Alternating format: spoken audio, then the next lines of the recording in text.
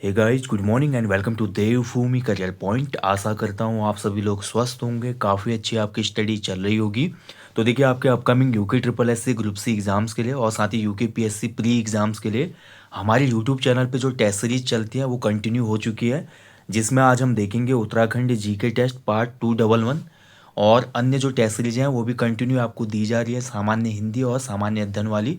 इसके अलावा मैंने आपके लिए special UK triple S C upcoming group C exam के लिए स्पेशल फैक्ट वाली क्लासेस भी शुरू कर दी हैं, यानी कि क्रैश कोर्स शुरू हो चुका है। Uttarakhand GK special fact class, सामान्य हिंदी स्पेशल फैक्ट क्लास अलग प्लेलिस्ट बना दी है और क्लासेस भी आपको दे दी है। तो इस सीरीज को भी आप फॉलो कीजिएगा। इसमें बहुत डीप फैक्ट आपको कराए जा रहे हैं ताकि किसी भी प्रकार से आपका ये वनडे एग्जाम बने तो इसको क्रैक करने में कठिनाई ना हो। और साथ ही ये जो टेस्ट सीरीज यूट्यूब पर आती है हमारी उत्तराखंड जी के सामान्य हिंदी और जीएस वाली, इसको फॉलो कीजिएगा। करंट अफेयर्स के लिए आप हमारे एप्लीकेशन स्टोर पे current affairs life time course को इनरोल कर सकते हैं। एक ही बार फीस देनी है, 145 का कोर्स है और लाइफ टाइम उसकी वैलिडिटी रहेगी। उसमें आपको हर मंथ के उत्तराखंड और नेशनल इंटरनेशनल करंट अफेयर्स के टेस्ट दिए जाते हैं, ठीक है, टेस्ट फॉर्मेट में।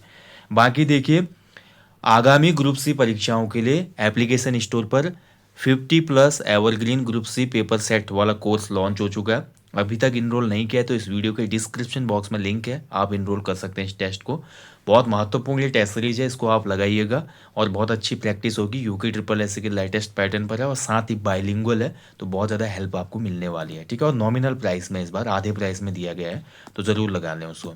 चलिए, तो शुरुआत करेंगे सेशन की। देखेंगे उत्तराखंड जीके टेस्ट पार्ट 211। पहला क्वेश्चन है आपके सामने। निम्न में से उत्तराखंड की किस कवयित्री को कुमाऊनी कोकिला कहा जाता है? तो बताइए, इनमें से कौन सी कवयित्री हैं उत्तराखंड राज्य की जिनको कुमाऊं कोकिला कहा जाता है? इसके अलावा देखिए, इनका एक उपनाम और है। कुमाऊं कोकिला के साथ साथ इनको कुमाऊनी भाषा की महादेवी भी कहा जाता है, ठीक है। क्या कहा जाता है? कुमाऊनी भाषा की महादेवी। कुमाऊनी भाषा की महादेवी किसे कहा जाता है? तो राइट आंसर हो जाएगा इन दोनों ही फैक्ट का, कुमाऊं कोकिला या कुमाऊनी भाषा की महादेवी, ऑप्शन डी देवकी मेहरा, ठीक है। तो देवकी मेहरा जी को कुमाऊनी बोली की पहली कवित्री माना जाता है। जैसे कुमाऊं के जो प्राचीनतम और पहले कवि माने जाते हैं कुमानी पंत। तो सामान्य हिंदी फैक्ट क्लास में मैंने देवकी मेहरा आपको कराया है, आप उसको देख लीजिएगा, पार्ट 2 में इसको कराया है। इसीलिए बोल रहा हूँ, जो भी हमारे स्पेशल फैक्ट वाली क्लास आ रही है क्रैश कोर्स में, उसको आप अवश्य देखना। बहुत ही मज़ा भी आएगा और बहुत नई चीज़ें भी जानेंगे आप इसमें। नेक्स्ट देखिए, स्थानीय भाषा में चमड़े का कार्य करने वाले कारीगरों को क्या कहा जाता है? तो देखिए, अगर मैं बात करूं, उत्तराखंड राज्य की स्थानीय भाषा में जो चमड़े का कार्य करते हैं, अब चमड़े का कार्य का मतलब ये थोड़ी कि जूते बनाते हैं अन्य चीज़ें। चमड़े का मेनली काम होता है उत्तराखंड में ढोल बनाने में, ठीक है, ढोल बनाना, ठीक है। ढोल के अलावा ढोलक बनाना, ढोलक के अलावा चमड़े से जो हमारा बनता है, ठीक है, ढाल वगैरह बनती थी प्राचीन समय में। इसके अलावा चमड़े के कुछ हमारे वस्त्र वगैरह भी बना लिए जाते थे, ठीक है। तो ये सभी हमारे एक परंपरा चली आ रही थी उत्तराखंड में, और इनको बनाने वाले जो हमारे व्यक्ति थे उनको कहा जाता था बाडई या सारकी। तो सी आंसर इसमें सही हो जाएगा। ऑप्शन ए और बी दोनों ही सही हैं। इनको बाडई भी कहा जाता है, सारकी भी कहा जाता है, ठीक है। सी आंसर सही हो जाएगा। ऐसे देखिए, स्थानीय भाषा में जो तांबे के बर्तन बनाने वाला समुदाय है उत्तराखंड में, तांबे के बर्तन, तांबे और पीतल, यानी कि ब्रास और कॉपर कॉपर के जो यूटेंसिल्स बनाती थी कम्युनिटी, इसको कहा जाता था टमटा समुदाय, ठीक है। आज भी अल्मोड़ा में ये अपना काम कर रहे हैं, हालांकि धीरे धीरे अब संख्या कम हो रही है, क्योंकि देखिए समय बदल रहा है और लोग अपने पारंपरिक कार्य को छोड़कर नई जगह पे अपने आप को डेवलप कर रहे हैं, ठीक है। वक्त बदला है और जज्बात भी बदल रहे हैं, साथ ही संस्कृति का भी धीरे धीरे लोपन देखने को मिल रहा है उत्तराखंड राज्य में। अगला देखिए, उत्तराखंड में ग्रीन स्कूल के प्रतिपादक निम्न में से कौन माने जाते हैं? तो देखिए, ग्रीन स्कूल की अवधारणा को देने वाले उत्तराखंड में जो व्यक्ति हैं, इनका नाम है वीरेंद्र सिंह रावत। बहुत इंपॉर्टेंट नाम है, अच्छे से याद रखेंगे। गढ़वाल के वीरेंद्र सिंह रावत जी ने ग्रीन स्कूल का कॉन्सेप्ट दिया है और काफ़ी ज़्यादा पॉपुलर रहे हुए, ध्यान रखेंगे। नेक्स्ट देखिए, राज्य में भू अभिलेखों का कंप्यूटरीकरण किस सॉफ्टवेयर के द्वारा किया जाता है? तो राज्य में जितने भी हमारे भू अभिलेख होते हैं, यानी कि भूमि से संबंधित जो कागजात होते हैं, दस्तावेज होते हैं, इन सभी कागजातों को क्या किया गया है? कंप्यूटराइज्ड किया गया है। पहले तो हाथ से लिखा हुआ होता था ना, सभी चीज़ें, दाखिल खारिज की जितनी भी चीज़ें हैं, ज़मीन का जो भी ब्यौरा है, अब सभी का क्या किया जा रहा है? कंप्यूटरीकरण। और इसके लिए एक सॉफ्टवेयर बहुत पहले ही सरकार ने बना दिया था, देवभूमि नाम से, ठीक है। इस सॉफ्टवेयर का नाम क्या है? देवभूमि। बी आंसर इसमें सही हो जाएगा। तो देवभूमि एक सॉफ्टवेयर है। अगला देखिए बहुत अच्छा क्वेश्चन है, द स्पिरिट्स पिलग्रिमेज निम्न में से किसकी आत्मकथा है? तो बताइए, बहुत अच्छा क्वेश्चन है, इनमें से किसकी आत्मकथा का नाम है द स्पिरिट्स पिलग्रिमेज? देखिए इसमें ज़्यादातर हमको अंश मिलता है जब गांधी जी की कुमाऊं यात्रा हुई थी। गांधी जी ने जो कुमाऊं यात्रा की थी, गांधी जी के कुमाऊं यात्रा के कुछ महत्वपूर्ण जो अंश हैं इस आत्मकथा में लिखे हैं किसने? मीरा बहन ने। ठीक है, तो डी आंसर इसका सही हो जाएगा। ये मीरा बहन की रचना है the spirits pilgrimage, option D बिल्कुल सही है। ठीक है, पीटर बैरन जो था ये पिलग्रिम नाम से रचना लिखता था। किस नाम से? पिलग्रिम नाम से लेख लिखता था, यानी कि आर्टिकल्स, आर्टिकल लिखता था ना ये। तो जब इसने नैनीताल की खोज की तो पिलग्रिम नाम से इसने नैनीताल के बारे में बताया। हालांकि विलियम ट्रेल को बहुत पहले ही पता था नैनीताल का, लेकिन वो दुनिया के सामने नहीं लाया था। वहाँ के लोगों की क्या थी, धार्मिक आस्था जुड़ी हुई थी उस क्षेत्र से। लेकिन पीटर बैरन ने क्या किया, पूरी दुनिया को बता दिया। उसका तो व्यावसायिक नज़रिया था, खुद ही एक व्यवसायी था, उसको दूरदर्शिता दिखी यहाँ पे और उसको लगा कि इस क्षेत्र को अगर ले लिया तो भविष्य में इसका बहुत ज़्यादा फायदा मिलेगा। ठीक है, तो पिलग्रिम के नाम से आर्टिकल लिखता था कौन? पीटर बैरन। जबकि द स्पिरिट्स पिलग्रिमेज जो आत्मकथा है ये मीरा बहन की आत्मकथा है, जो कि गांधी जी की शिष्या थी। चलिए अगला देखिए, दिए गए कथनों में से उचित कथन का चयन करना है। जातर या जंदरी को पैर से घुमाई की जाने वाली अनाज पीसने की चक्की कहते हैं। तो देखिए कुमाऊं क्षेत्र में इसको जातर कहा जाता है और गढ़वाल में जंदरी कहा जाता है। तो ये पैर से नहीं घुमाई जाती है, केवल हाथ से घुमाई जाती है। ठीक है, हाथ से। देखिए ऐसी जांदरी होती है, गोल चक्के होते हैं ना दो, और यहाँ पर क्या होता है, एक लकड़ी का हैंडल लगा होता है। तो इसको पकड़ के पुराने समय में क्या करते थे हमारे गाँव के लोग, इसी में अनाज वगैरह पीसते थे जो घराट नहीं जा पाते थे। यानी कि उसमें वैकल्पिक अनाज पीसने का यंत्र था ये। दो बड़े बड़े इसमें पत्थर के पार्ट होते थे गोलाकार। ठीक है, जैसे चक्की के पार्ट होते हैं। तो हाथ से इसको घुमाया जाता था। मध्यकाल में पंचक्की की पिसाई पर भाग कर लगता था। बिल्कुल सही है। मध्यकाल में देखिए जब आप घराट पे जाते थे अनाज पिसाने के लिए तो घराट वाला अपना हिस्सा तो लेता ही था। इसके अलावा देखिए आपको राजकोष के लिए, आप बोल सकते हैं कि राज दरबार के लिए भी एक टैक्स देना पड़ता था, भाग कर, है ना, मैंने पढ़ाया चंद्रवंश में आपको। तो इसमें अगर हम देखें पहला कथन तो असत्य है, उचित कथन पूछा तो केवल सेकंड वाला सत्य हो जाएगा इसमें। ठीक है, केवल दो सत्य है इसमें, बी आंसर हो जाएगा। निम्न में से किस स्थल को उत्तर की द्वारिका कहा जाता है? तो देखिए उत्तर की द्वारिका, बताइए, बहुत अच्छा क्वेश्चन है। निम्न में से कौन सा स्थल है उत्तर की द्वारिका? तो उत्तर की द्वारिका कहा जाता है आपका सैम मुखेम मंदिर को। ठीक है, ऑप्शन ही राइट आंसर हो जाएगा, सैम मुखेम मंदिर। ठीक है, किससे संबंधित है? नागराजा, नागराजा सैम मुखेम। ठीक है, अब मुझे कमेंट में बताइए कि कहाँ पर स्थित है यह मंदिर। आप लोग भी कमेंट कीजिए, थोड़ा कमेंट बॉक्स भरा भरा लगता है तो अच्छा लगता है, बताइए मुझे। नेक्स्ट देखिए, निम्न में से किस व्यक्ति ने लैंसडाउन से मास्को तक की पैदल यात्रा की थी? बहुत अच्छा क्वेश्चन है। तो बताइए इनमें से कौन व्यक्ति थे जिन्होंने लैंसडाउन से मास्को तक की पैदल यात्रा की थी? लैंसडाउन यानी कि गढ़वाल से मास्को, यानी कि सोवियत संघ उस समय का, अभी का रूस में, रूस की जो कैपिटल है वर्तमान में, तो यहाँ तक की पैदल यात्रा की थी, बताइए। 1909, 1910। ठीक है, 1909 से लेकर 1910 के आसपास। एक तो हमारा ब्रिटिश इसमें कौन था, एक ब्रिटिश लेफ्टिनेंट था इसमें। ठीक है, ध्यान रखेंगे, लेफ्टिनेंट थे जिसका नाम था P.T.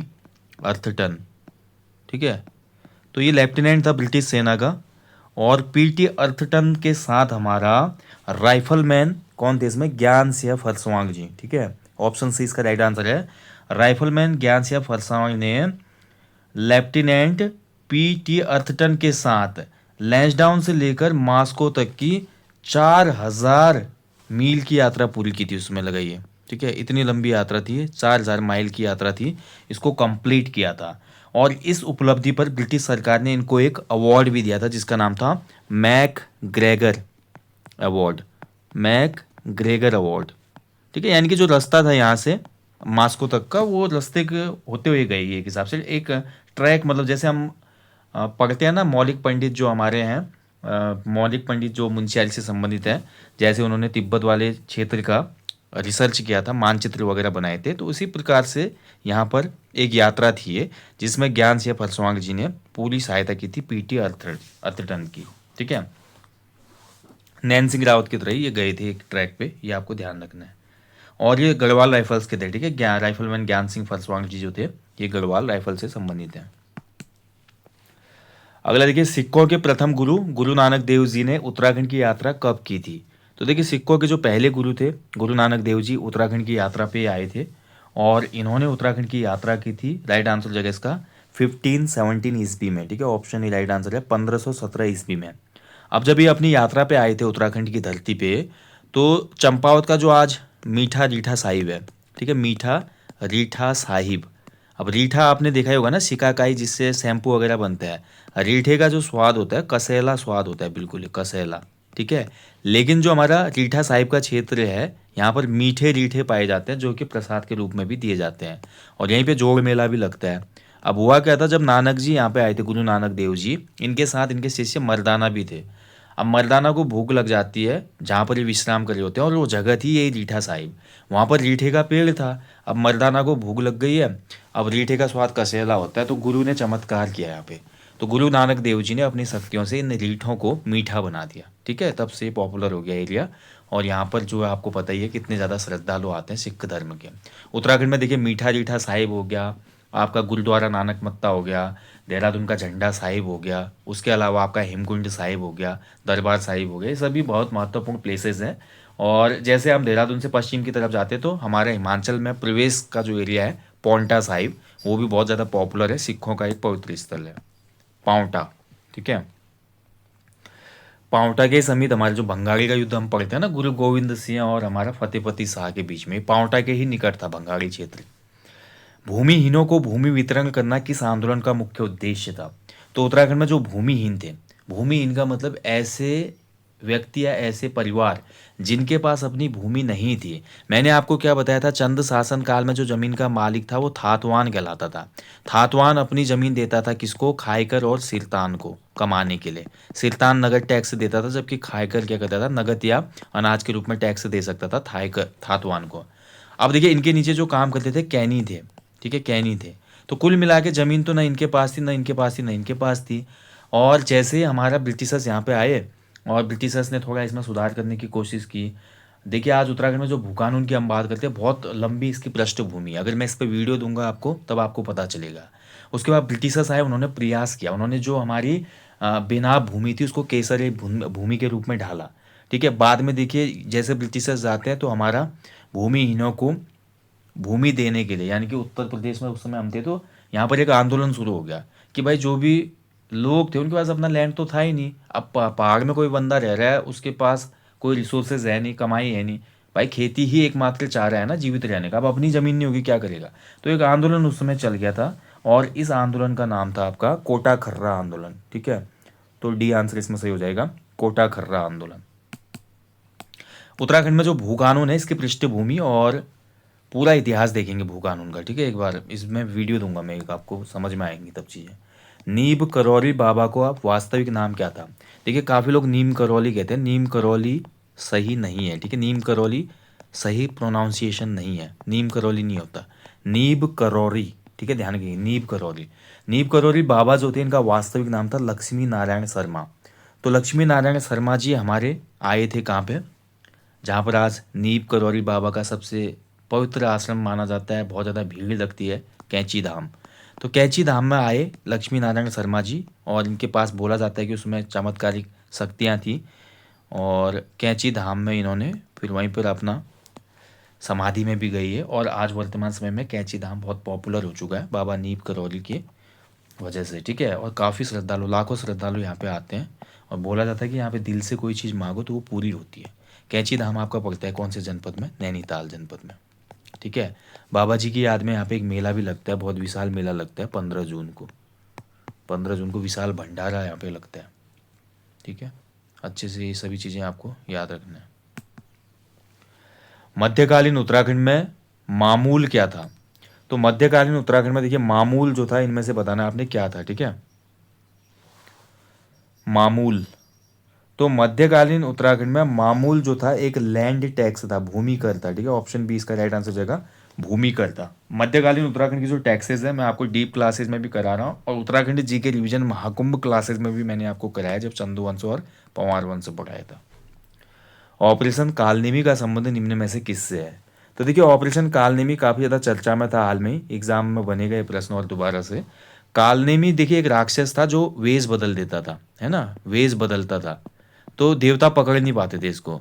तो ऐसे ही देखिए हमारा कुछ ऐसे समाज में लोग हैं जो वेश बदल के धार्मिक खिलवाड़ करते हैं, ठीक है, माफ कीजिएगा, वेश या भेष बदल के होगा, भेष बदल के, यानी कि भेष बदल देना।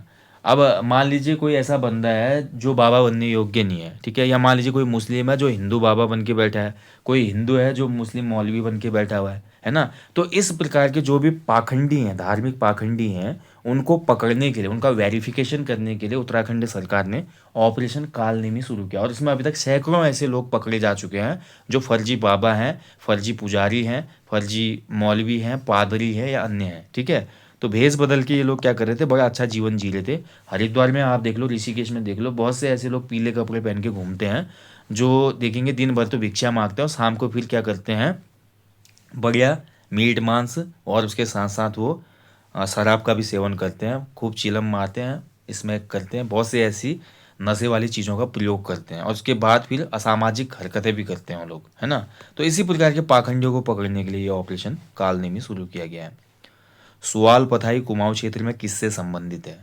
तो सुआल पथाई जो है हमारा, ये जब भी हमारे देखिए कुछ मांगलिक कार्य होते हैं, मांगलिक, कुमाऊं क्षेत्र में जब भी कोई मांगलिक कार्य होते हैं, अब मांगलिक कार्य में क्या हो गया, बच्चे का जन्मोत्सव हो गया जैसे, ठीक है, जन्मोत्सव, जन्मोत्सव जैसे देखिए बच्चे का जब नाम पड़ता है इसको नवान कहा जाता है, ठीक है, नवान, नवान करना। और मांगलिक का जन्मोत्सव हो गया, या बच्चे का यज्ञोपवीत हो रहा है, यज्ञोपवीत यानी कि जनेऊ जब संस्कार होता है, या मान लीजिए किसी का विवाह हो रहा है, ठीक है। तो इस समय पर कुमाऊं क्षेत्र में क्या होता है, सुआल पताई की जाती है, ठीक है। तो आटे में देखिए तिल डाल जाता है, आटे को पहले गुड़ के पानी में यानी कि मीठा बनाने के लिए गुड़ के पानी में गूंदा जाता है, उसमें तिल डाला जाता है, फिर उसकी रोटियां बनाई जाती हैं और उन रोटियों को तेल या घी में फ्राई कर लिया जाता है, ठीक है। तो उसको कहा जाता है सुआल। एक हिसाब से ये पापड़ टाइप की रोटी हो जाती है जिसमें जो गुड़, गेहूं के आटे और तिल या अन्य चीज़ों से भी मिलकर बनी होती है, और इसको बनाना काफ़ी शुभ माना जाता है, ठीक है। यही होता है सुआल। तो इसकी पथाई जब होती है तो उसमें जितनी भी महिलाएं होती हैं सुआल पथाई भी करती हैं इन सभी मांगलिक अवसरों पर, और गीत भी गाती है। तो यहाँ पर जो 14 क्वेश्चन का आंसर हो जाएगा वो हो जाएगा ऑप्शन ए, विवाह से संबंधित है सुआल पथाई, ठीक है। जैसे इसमें कुछ हमारे शकुनाखर वगैरह भी गाए जाते हैं, जैसे एक शकुनाखर है, सुआ रे सुआ बण खंडी सुआ जा सुआ नगरी में न्यूत दिया, ओ जासुआ नगरी में न्यूत दिया, सुआ रे सुआ बण खंडी सुआ जासुआ नगरी में न्यूत दिया। तो इस प्रकार के बहुत से अच्छे शकुनाकर गाए जाते हैं सुआल पताई के समय, और बहुत अच्छा लगता है ये अपना जो भी संस्कृति है कुमाऊं गढ़वाल जौनसार अन्य सभी क्षेत्रों की जनजातियों की, और काश हम इन संस्कृति को आगे ऐसे ही बचा पाए, जिसके लिए हमेशा मन चिंतित रहता है। बंदूक वाले मास्टर जी के नाम से कौन जाना जाता है निम्न में से? तो देखिए बंदूक वाले मास्टर जी के नाम से जाने जाते हैं लखपत सिंह रावत, ठीक है। तो लखपत सिंह रावत जी पेशे से तो हमारे क्या हैं, अध्यापक हैं, लेकिन इनको बंदूक चलाने का और निशाना इनका बहुत सटीक है। तो जब भी उत्तराखंड के स्थानीय गांव में कोई नरभक्षी बाघ, तेंदुआ वगैरह आ जाता है तो मास्टर जी को याद किया जाता है।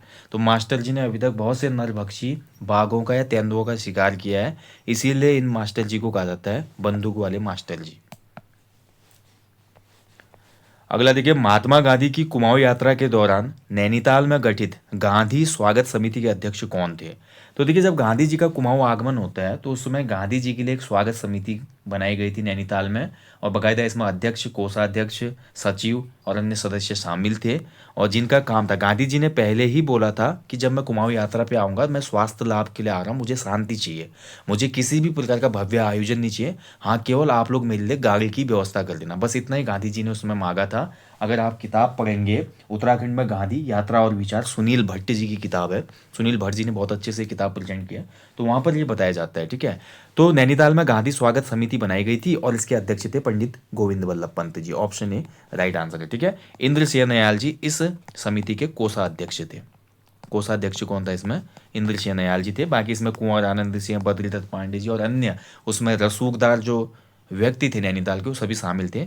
और जिसमें हम शांतिलाल त्रिवेदी भी पढ़ते हैं बाद में, जब गांधी जी ताड़े खेत चले जाएंगे तो वहाँ पर पूरी इनके देखभाल करेंगे शांतिलाल त्रिवेदी जी। उसके अलावा मीरा बहन साथ में होंगे और भी लोग, पूरा कारवां था गांधी जी का, ठीक है। बहुत बड़ा दल बल लेके गांधी जी आए थे कुमाऊं यात्रा में। उत्तराखंड का सबसे बड़ा सस्पेंशन झूला पुल डोबरा चांठी पुल किस नदी पर स्थित है? तो देखिए डोबरा चांठी पुल आपको देखने को मिलेगा भागीरथी नदी के ऊपर, ठीक है। तो देखिए यहाँ से भागीरथी आती है, ठीक है, भागीरथी आती है और भागीरथी भिलंगना का पूरा ये टिहरी डैम जो जहाँ से शुरू होता है उत्तर की तरफ से, तो यहाँ पर डोबरा चांठी पुल आपका बना हुआ है, ठीक है। तो डोबरा चांठी पुल बहुत महत्वपूर्ण है, सबसे लंबा सस्पेंशन झूला पुल भी है ये, और ये भागीरथी पर निर्मित है। नेक्स्ट देखिए, निम्न में से किस व्यक्ति को महात्मा गांधी ने भारतीय ईसाई समुदाय के सबसे खूबसूरत फूलों में से एक कहा था? बताइए। तो गांधी जी ने किसको बोला था? गांधी जी ने कुमाऊं यात्रा के दौरान ये स्टेटमेंट दी थी जब गांधी जी बागेश्वर गए थे। तो बागेश्वर में उन्होंने एक मंदिर का भी उद्घाटन किया था जिसको स्वराज मंदिर के नाम से जाना जाता है, ठीक है। स्वराज मंदिर का गांधी जी ने उद्घाटन किया था बागेश्वर में। और वहीं पर गांधी जी ने विक्टर मोहन जोशी को बोला था ईसाई समुदाय का सबसे खूबसूरत फूल, ठीक है। तो option C Victor Mohan Joshi, बहुत ही महत्वपूर्ण, याद रखिएगा। नेक्स्ट देखिए, निम्न कथनों पर विचार करें और सही कथन चुनिए। पहला कथन है, जॉर्ज ग्रियर्सन ने बोली की दृष्टि से गढ़वाली को 8 भागों में विभक्त किया है। श्रीनगर एवं टिहरी के आसपास बोले जाने वाली बोली को मानक गढ़वाली बोली माना जाता है, ठीक है। बताइए इसमें कौन कौन से कथन सही है? तो पहला कथन बिल्कुल सही है, जॉर्ज ग्रियर्सन ने बोली की दृष्टि से गढ़वाली को 8 भागों में बांटा है और श्रीनगर और टिहरी के आसपास जो बोली बोली जाती है इसी को मानक गढ़वाली कहा जाता है, ठीक है। यही सबसे महत्वपूर्ण गढ़वाली मानी जाती है। तो 1 और 2 दोनों ही इसमें क्या है? सही है, सी हो जाएगा इसका आंसर, ठीक है। बाकी देखिए, एक क्वेश्चन जॉर्ज गियर्सन से बना था, जॉर्ज गियर्सन ने पहाड़ी बोलियों को कितने भागों में विभाजित किया है? तो 3 भागों में किया था पहाड़ी बोलियों को, मैंने बताया था। एक हमारी है पूर्वी पहाड़ी, पूर्वी पहाड़ी में हमारे नेपाली आ जाती है। सेकंड नंबर पे मध्य पहाड़ी जिसमें हमारा आ जाता है कुमाऊं और गढ़वाली, और थर्ड नंबर पे आ जाते हैं पश्चिमी पहाड़ी, ठीक है। पश्चिमी पहाड़ी में हमारी जौनसारी और हिमांचली वगैरह आ जाती है। तो ये भी आपको ध्यान रखना है, जॉर्ज गियर्सन ने पहाड़ी बोली को 3 भागों में विभाजित किया है। UK triple S graduate level exam में क्वेश्चन पूछा गया था। निम्न में से किस पत्र ने कुली बेगार आंदोलन को स्वाधीनता का संग्राम कहा था? तो बताइए कौन सा पत्र था दिए गए विकल्पों में जिसने कुली बेगार आंदोलन को स्वाधीनता का संग्राम कहा? और कुली बेगार आंदोलन को आप सभी को पता है दोस्तों, रक्तहीन क्रांति किसने कहा था? रक्तहीन क्रांति। कुली बेगार आंदोलन को रक्तहीन क्रांति, यानी कि एक बूंद भी ब्लड नहीं गिरा और क्रांति सफल हो गई। तो ये टाइटल दिया था हमारा महात्मा गांधी ने, ठीक है। रक्तहीन क्रांति गांधी जी ने बोला था। और कुली बेगार आंदोलन को असहयोग की पहली ईंट, असहयोग आंदोलन शुरू हो रहा था ना, असहयोग आंदोलन शुरू हो गया था, तो असहयोग की पहली ईंट, असहयोग आंदोलन 1920 में शुरू हो गया था। 21 में कुली बेगार आंदोलन सफल हो गया जनवरी में, तो असहयोग की पहली ईंट बोला था स्वामी सत्यदेव ने, स्वामी सत्यदेव, जिन्होंने अल्मोड़ा में शुद्ध साहित्य समिति की स्थापना की थी, ठीक है। अब देखिए इनमें से एक पत्र भी था जिसने बोला कि ये जो हमारी क्रांति हुई है ना, कुली बेगार के आंदोलन जो हुआ है ये हमारा सफल हुआ है, इसलिए स्वाधीनता का संग्राम है वास्तविक तौर पे। और ये बोलने वाला पत्र था शक्ति, ऑप्शन 20 का राइट आंसर है। शक्ति पत्र ने ये अपने आर्टिकल में लिखा हुआ था, ठीक है। बाकी आप सभी को पता है अल्मोड़ा अखबार कब आया था आपका? 1871 डिबेटिंग क्लब के द्वारा, ठीक है। स्वाधीन प्रजा हमारा 1930 किसके द्वारा? विक्टर मोहन जोशी। तरुण कुमाऊं कब आया था? तो तरुण कुमाऊं आया था 1922 बैरिस्टर मुकुंदी लाल जी के द्वारा, ध्यान रखेंगे। यंग इटली के तर्ज पे था ये, ठीक है, ये आपको ध्यान रखना है। और शक्ति पत्र जिसने स्वाधीनता का संग्राम का, ये आपका अल्मोड़ा अखबार जब बैन हुआ तो अक्टूबर 1918 से शक्ति का प्रकाशन शुरू हुआ था, ठीक है। देशभक्त प्रेस से छपता था और विजयदशमी के दिन इसको शुरू किया गया था बद्रीदत्त पांडे जी के द्वारा। तो 20वीं का आंसर रहेगा ऑप्शन बी, ठीक है।